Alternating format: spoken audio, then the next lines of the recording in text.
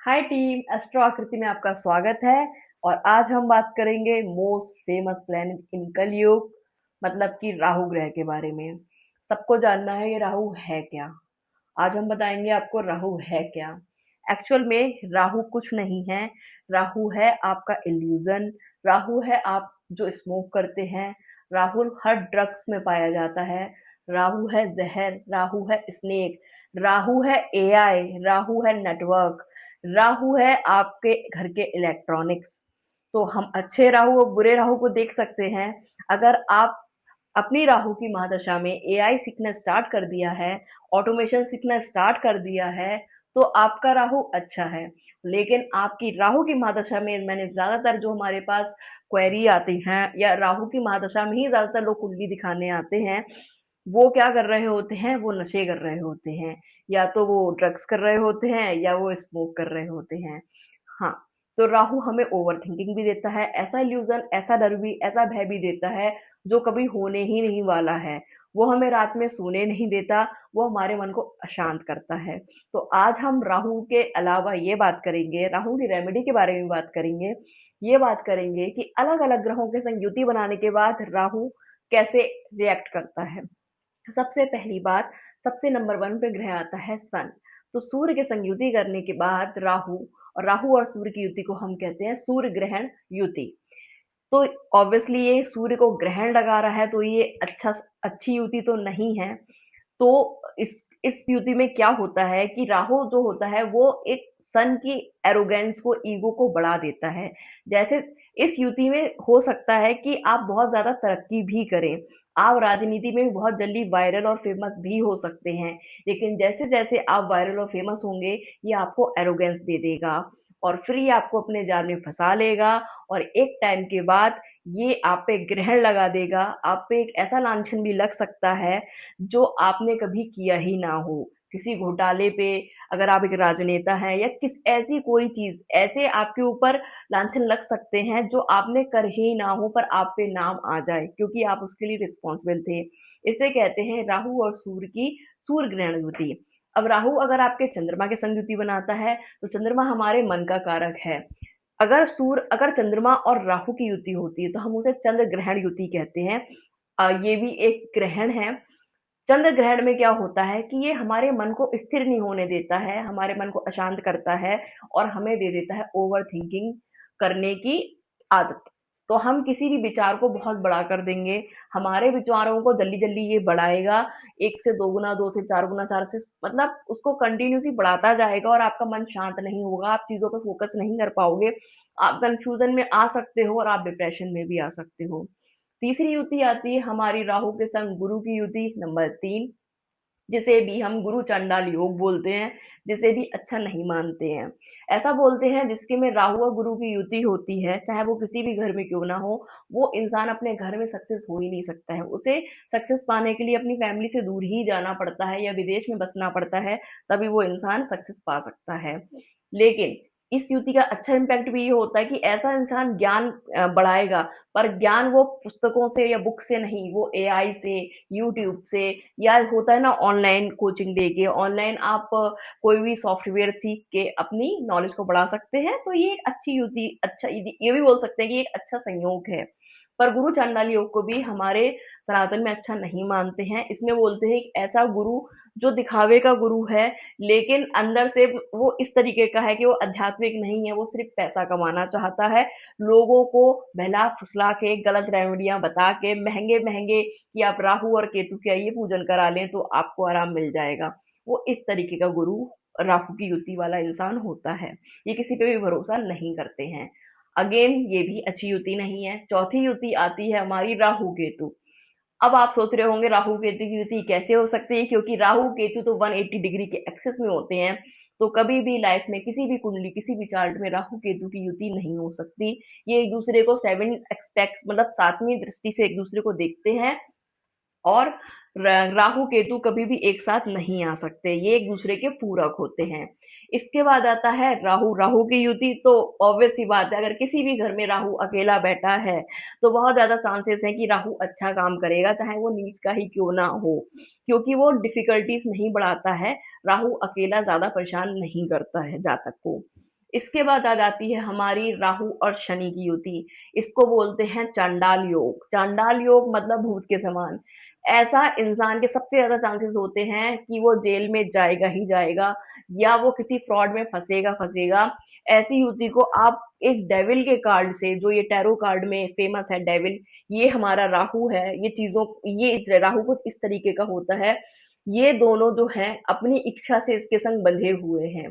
इसे कहते हैं एडिक्शन। ये राहु एडिक्शन देता है, चाहे वो सिगरेट का हो, चाहे ड्रग्स का हो, चाहे ऑनलाइन सीरीज देखने का हो, चाय पीने का हो।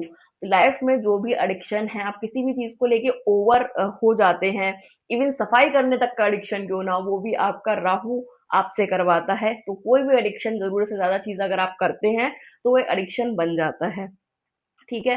तो चांडाल योग भी बहुत खराब होता है, जिसमें राहु शनि होते हैं। इसमें इंसान नशा करता है, पर वो ड्रिंक करके मतलब गीला नशा कह सकते हैं जिसको, शनि प्रभावित करते हैं। शराब का नशा कर सकता है, उसको जेल होने के चांसेस होते हैं, एक्सीडेंट्स हो सकते हैं, किसी गलत गुनाह में वो फंस सकता है। और जनरली ऐसा इंसान अंधेरे में रहना पसंद करेगा, उसको लाइट बिल्कुल पसंद नहीं होगी।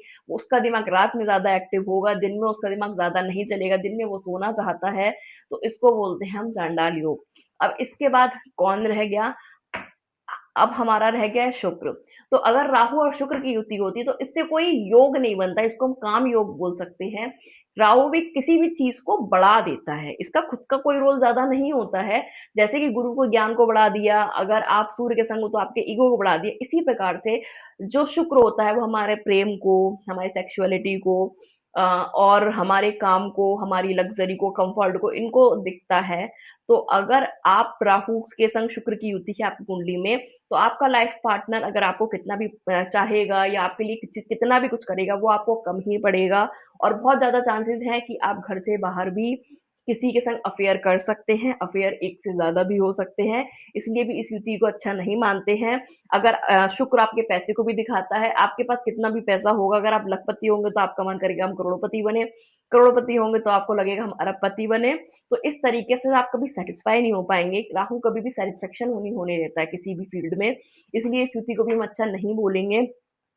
ये आपको इतने गले गलत लोगों से प्रभावित कर देगा, आप जल्दी पैसा कमाने के चक्कर में गलत चक्करों में भी बढ़ सकते हैं। इसके बाद हमारी लास्ट युति आती है राहु और मरकरी की युति, जिसको एक अच्छी युति मानी गई है, क्योंकि ये आपके बुद्ध होता है हमारा इंटेलेक्ट, गुरु होता है हमारा ज्ञान, बुद्ध होता है हमारा इंटेलेक्ट। ऐसा इंसान एक बार में कोई भी चीज देख के सीख सकता है।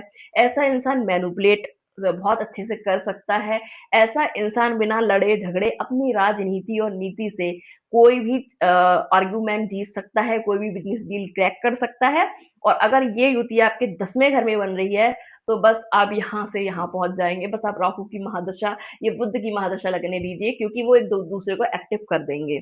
ऐसे लोग बहुत लकी होते हैं जिनकी राहु और बुद्ध की युति। पर इसमें एक चीज थोड़ी सी गड़बड़ हो जाती है।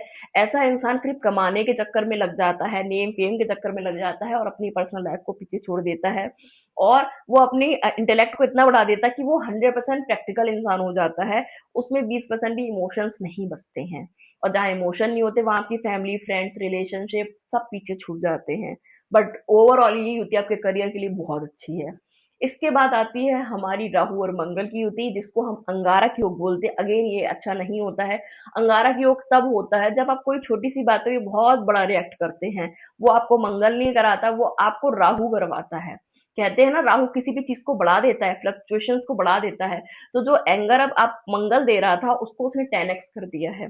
तो आप छोटी सी छोटी बात को भी चिल्ला के बोलेंगे, आप छोटी सी छोटी बात पे भी ओवर रिएक्ट करेंगे, आप हर चीज हर समय गुस्से के फॉर्म में रहेंगे। इसलिए अंगारक योग वाले जो लोग होते हैं, ये युति अच्छी नहीं मानी जाती है। ये कहीं पर भी लड़ाई झगड़ा करवा देता है, एक्सीडेंट्स करवा देता है, बनी बनाई बात को बिगड़वा देता है। तो ये करता है हमारा राहु। तो इसलिए राहु जो भी सारे ग्रह होते हैं उनके संग युति करता है, उनको 10x कर देता है।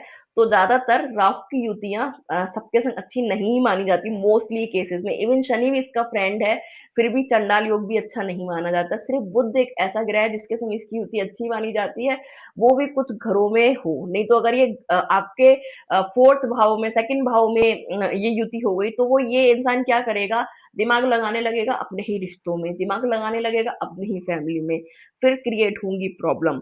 वो नेगेटिव चीज़ों को ज़्यादा देखेगा। इसलिए अगर ये 10वें भाव में बन रही है युति बुध की और राहु की, तो आपके लिए बहुत अच्छी है। राहु की रेमेडीज़ कुछ इस प्रकार हैं, वैसे तो आपको युति के हिसाब से रेमेडी करनी चाहिए, फिर भी हम कॉमन रेमेडीज़ आपको बता सकते हैं। अगर आपकी राहु की दशा महादशा या अंतर्दशा चल रही हो या प्रति अंतर्दशा चल रही हो और आपको अच्छे रिजल्ट्स नहीं मिल रहे हैं, तो ऐसा कहा जाता है कि जिस ग्रह के संग इसने युति बनाई है उससे पहले आप राहु की रेमेडी करो। ठीक है, तो इसके लिए आपको क्या कर सकते हो, 8 नारियल लो, जटा वाले नारियल, या 4 नारियल भी ले सकते हो जटा वाले। उनको आप शनिवार को अपने सर से एंटी क्लॉकवाइज उतार के, 8 बार एंटी क्लॉकवाइज उतार के नदी में, कोई भी नदी में, अगर गंगा नदी है तो बहुत अच्छा है, उसमें बहा दो। आप दुर्गा कवच पढ़ सकते हो या दुर्गा चालीसा पढ़ सकते हो, क्योंकि दुर्गा जी ही राहु को कंट्रोल कर सकती हैं। आप अपना मंगल भी स्ट्रॉन्ग कर सकते हो। मंगल अकेला आपके शनि राहु केतु तीनों को बैलेंस कर लेता है, तो अगर आप हनुमान चालीसा पढ़ना चाहो तो वो भी पढ़ सकते हो। आप शिव जी की आराधना या काल भैरव की आराधना कर सकते हो। शिव जी को अगर आप एक लोटा जल भी चढ़ाओगे तो वो भी आपके राहु को बैलेंस कर लेंगे।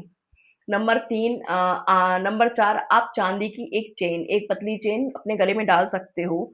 आई नो आपको सोना पहनने का शौक है, तो आप, क्योंकि राहु हमारा केवल सर होता है, तो उसमें अगर हम इतनी जगह पे चांदी दे देते हैं तो फिर हमारे कंठ से कोई भी ऐसी चीज नहीं निकलती है जो हमें पंगे में या प्रॉब्लम में डाले, और राहु वही काम करता है, वो हमें फंसाने की कोशिश करता है।